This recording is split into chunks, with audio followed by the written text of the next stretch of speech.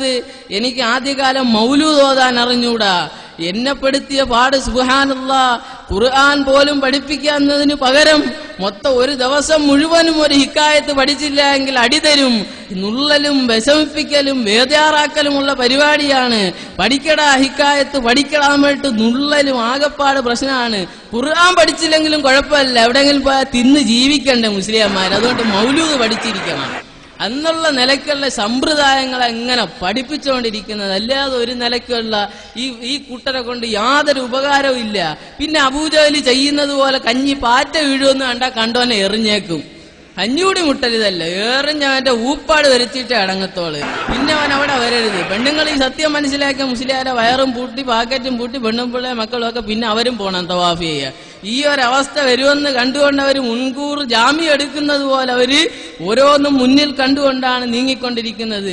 അവർ എന്ത് വില കൊടുത്ത് മുജാഹിദുകളെ നശിപ്പിക്കും. വേറെ ആര് കാദിയാനി ഇവിടെ ഉണ്ടെങ്കിൽ അല്ല ഇല്ലെന്ന് പറഞ്ഞാലും ഉണ്ടെന്ന് പറഞ്ഞാലും എല്ലാം ഒരു കുഴപ്പമില്ല. മുജാഹിദുകളെന്ന് കേട്ട് കഴിഞ്ഞാൽ ഒരു നിസ്കരിക്കാനും ഇബാദത്ത് ചെയ്യാൻ ഒരു കാര്യവും അറിയാത്ത മനുഷ്യന് മുജാഹിദ് ആരാന്ന് ചോദിച്ചാൽ അവൻ തീവ്രവാദി എന്ന് പറയും.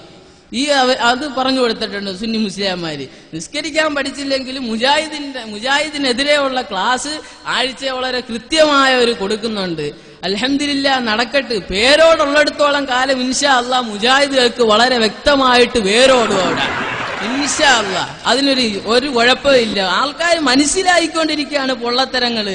ദഈഫായ ഹദീസുകൾ കൊണ്ടുവരിക, കോലങ്ങൾ കാണിക്കുക, ഒരു സംവാദത്തിനിരുന്ന കോഷ്ടികളും കോലങ്ങളും ഒക്കെ കാണിച്ചിട്ട് ഇങ്ങനെ പിരിവിരിപ്പാണ് അബൂജഹലിന്റെ മാതിരി. ഇങ്ങനെയൊക്കെ എന്താ മുജാഹിദുകാർ നല്ല ഉറച്ചല്ലേ അവിടെ ഇരിക്കുന്ന, വളരെ റാഹത്തായിട്ട് ഒരു ബേജാറും ഇല്ല, വളരെ റാഹത്തായിട്ടായിരിക്കുന്നു. ഇവരിങ്ങനെ ഇരുന്നിട്ട് ഇങ്ങനെ ഒരു കോഷ്ടി, ഒരു ആട്ടവും ഡാൻസും, അങ്ങോട്ടൊരു കുനിയൽ ഇങ്ങോട്ടൊരു കുനിയൽ, ഇല്ല ഖാദിമാരെ പോലെ കസേരയ്ക്ക് കാലെല്ലാം കയറ്റി വെച്ച് ഇരിക്കും. ഇതൊക്കെ എന്തൊരു സമ്പ്രദായം. ലാസ്റ്റ് പറഞ്ഞു അബൂജഹൽ കഞ്ഞി പാറ്റ വീഴുമെന്ന് കണ്ടാൽ കുഴപ്പമുണ്ടാക്കിയിട്ട് ഇറങ്ങി ഓടിക്കളയും.